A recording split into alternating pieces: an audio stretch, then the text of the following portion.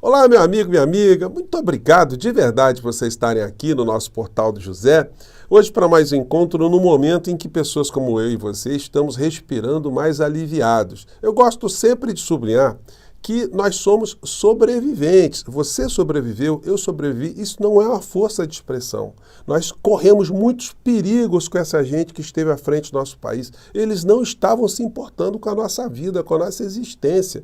Isso não é pouca coisa. Além de não estarem preocupados ao tempo que eles estavam à frente do nosso país, com o interesse nacional, o futuro do Brasil. E isso deixava pessoas como eu e você absolutamente atordoadas todos os dias. Além dos nossos problemas do cotidiano, a gente ainda ficava com uma coisa fantasmagórica, né, o tempo todo ao nosso redor. É como se a gente estivesse dentro de um ônibus repleto de pessoas insanas por todos os cantos e a gente nessa viagem sem poder sair, sem poder fazer alguma coisa. Então, o sentimento, né, de alguém que está nessa circunstância é muito complicado, você não pisca os olhos.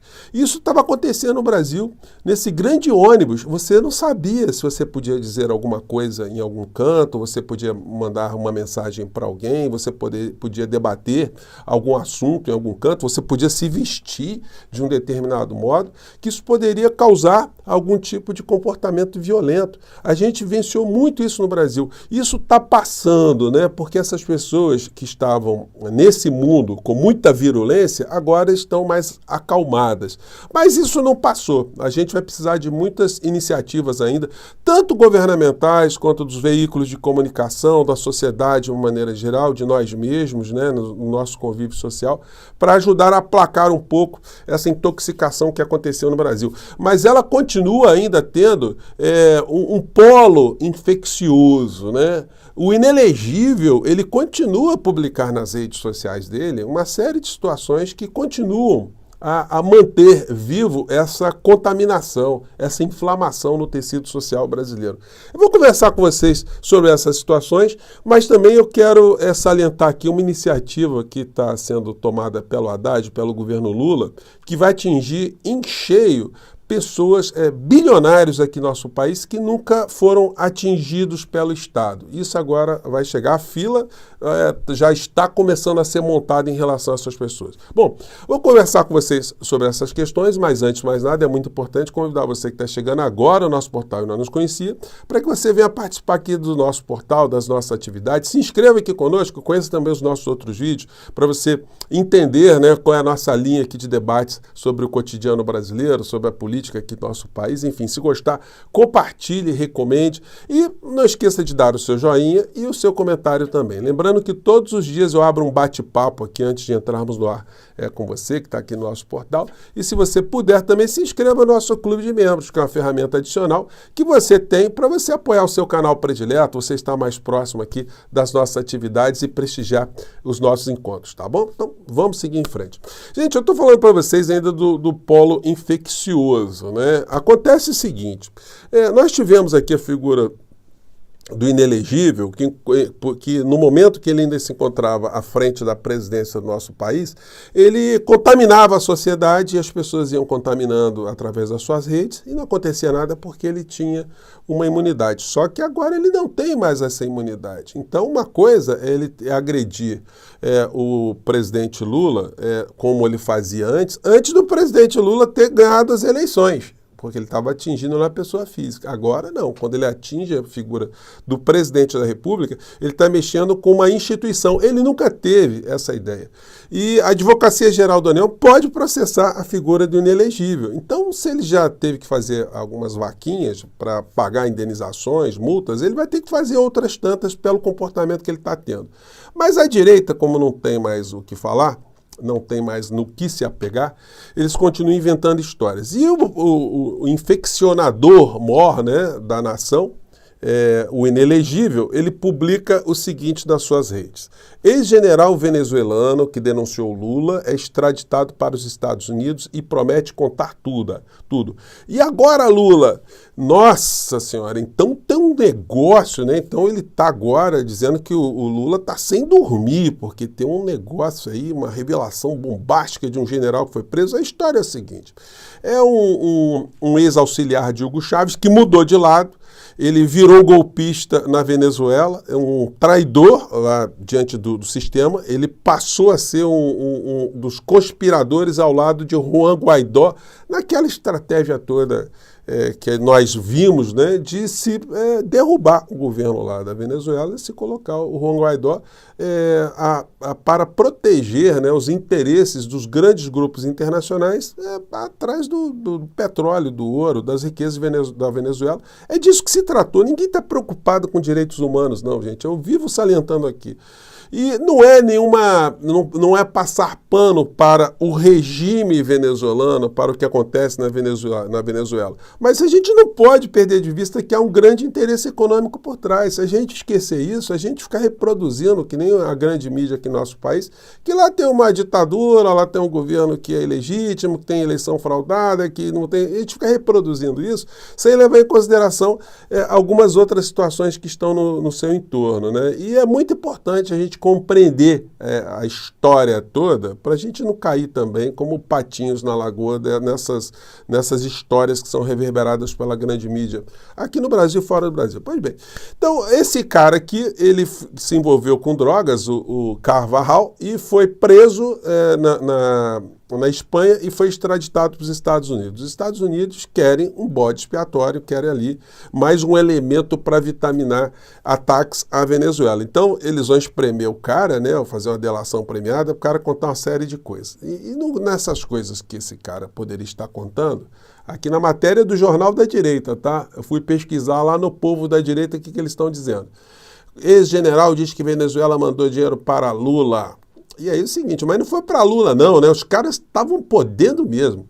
Segundo a matéria, a gente vê o seguinte, Carvajal cita como exemplos concretos, entre aspas, que beneficiados pelo esquema de financiamento o ex-presidente Lula, Néstor Kirchner na Argentina, Evo Morales na Bolívia, Fernando Lugo no Paraguai, Ollanta Humala no Peru, Zelaya em Honduras, Gustavo Petro na Colômbia, Movimento 5 Estrelas na Itália e o Partido Podemos na Espanha. Então, quer dizer, foi montada uma multinacional conspiracionista, progressista de esquerda, comunista, né, que irrigou dinheiro para todo lado e o Lula pegou uma parte, teria apanhado uma parte desse dinheiro. Nossa, que história espetacular, né?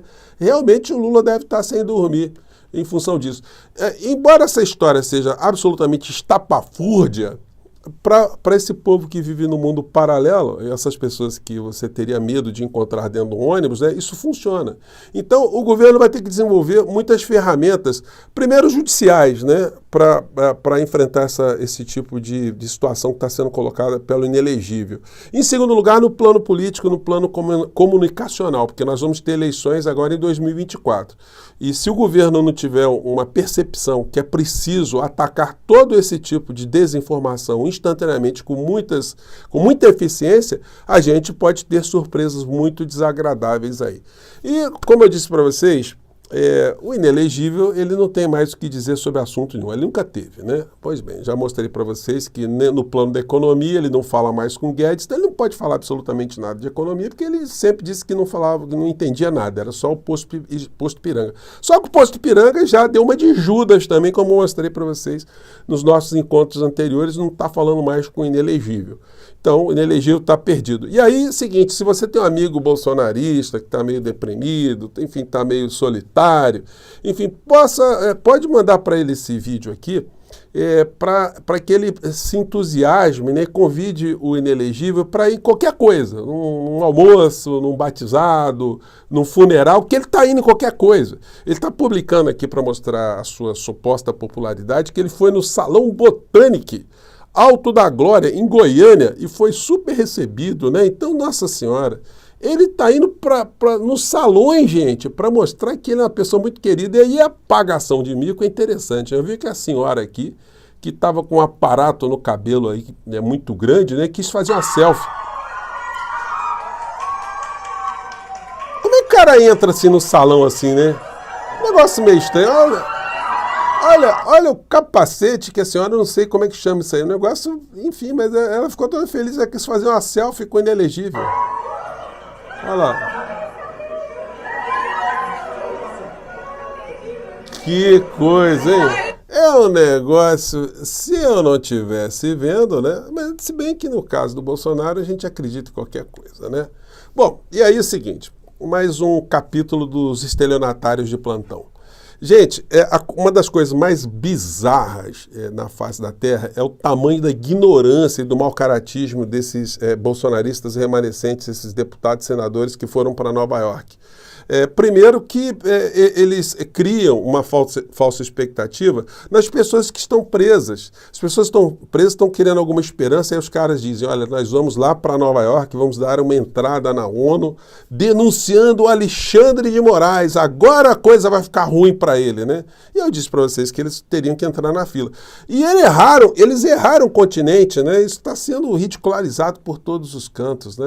Eles teriam que ter ido para Genebra, onde funciona a Comissão de Direitos Humanos da ONU, onde fazem reuniões ordinárias. No entanto, eles foram para os Estados Unidos para entregar um documento para o embaixador brasileiro nomeado por Lula para atuar contra o Estado brasileiro. Isso não vai acontecer, mas é uma gente muito pilantra, né? Eles publicam nas redes sociais dele, né, esse tipo de coisa aqui. Vamos lá. O senador Eduardo Girão, o senador Magno Malta, o senador Portinho. Vocês viram há pouco a live feita no canal do senador Malta, que foi já compartilhado na minha também, nos demais senadores, na fase preparatória para essa reunião importante que a gente teve há pouco, com o representante permanente do Brasil nas Nações Unidas, Sérgio Danesi França, e fomos muito bem recebidos, como aliás... Olha só, gente, é que ninguém vai falar pro deputado Van Hatten, né?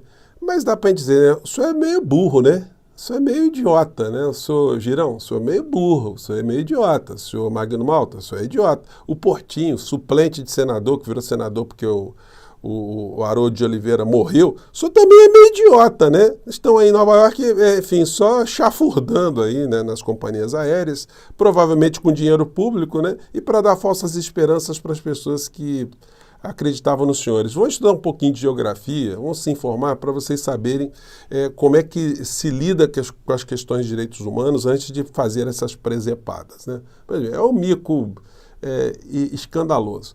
E uma coisa que, agora mudando um pouco de assunto, uma coisa muito importante, né, que vai acontecer no Brasil é a ação que o governo federal, o governo Lula, com Haddad, estão fazendo em relação a fundos que sempre conseguiram escapar de tributação aqui no Brasil. Além das offshores, daquela gente que tem dinheiro fora do nosso país, que não paga imposto, agora aqui dentro do Brasil existe um grupo super privilegiado de 2.600 pessoas, milionários, que têm fundos, que têm brechas na legislação e que são protegidos e não pagam nenhum tipo de imposto. Esse período está com os dias contados. Eles sempre conseguiram escapar dessa tributação, mas agora não vai ter jeito não. Isso está sendo colocado ao debate.